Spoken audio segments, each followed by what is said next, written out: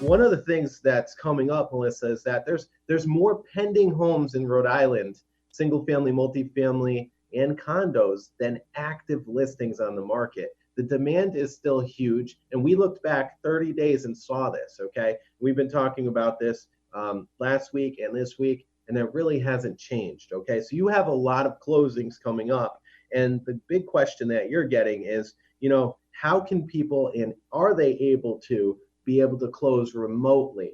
Is that possible here in Rhode Island? Yes. So breaking news that as of Friday, April 3rd, the state Secretary of State and the governor created a remote online notarization approval on an emergency basis for a temporary measure during the COVID-19 outbreak. So we are absolutely able to do remote closing. However, there is an onboarding process that is required as a result of that. It's not as easy as doing a Zoom or a FaceTime call as I suppose one may have hoped. Can you tell our listeners how the closing process is currently working right now versus how it usually works? Yeah. So right now, again, it's kind of a practitioner's choice as to what we're doing. There is no state mandate because we are deemed essential as an extension of the financial services. So everybody is still operating business as near usual we can.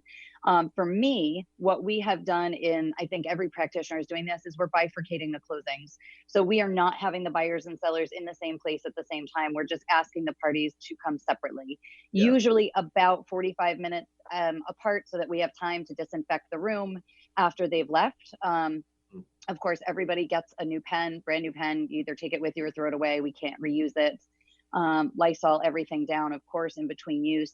And we're asking the agents and or the lenders who are not essential not to attend. So I think everybody uniform has adopted those measures. I have a lot of buyers that are coming in from out of state in the upcoming month or so, and they're all increasingly nervous about, are they going to make it to the closing table? Do they have to report, their car to the state police?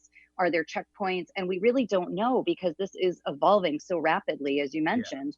So, we're at a point where we're telling them we're going to have to touch base the week of your closing so that we can give you better directives and better guidance at that time as to what we can and cannot do.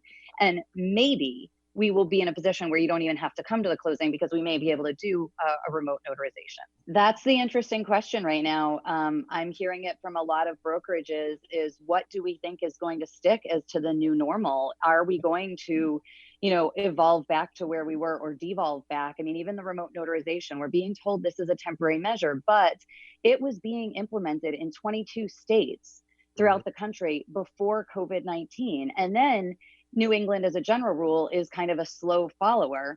Yes. So you had New York, Connecticut, Massachusetts, New Hampshire. Everybody has implemented these sort of emergency policies. So we're in a position where we don't know if this is going to be as temporary as we think it is right now. One piece of breaking news that I think is useful is that we have communities and land evidence records on the town hall level that were not online before that are joining the ranks of being online. East Greenwich joined online today because we were in a complete shutdown in East Greenwich for titles. So that is huge. It's a big relief. Richmond is online. Pawtucket's now allowing recordings online. So we are making some positive trends as a result of the COVID-19 evolution that's become required, that hopefully those will stick.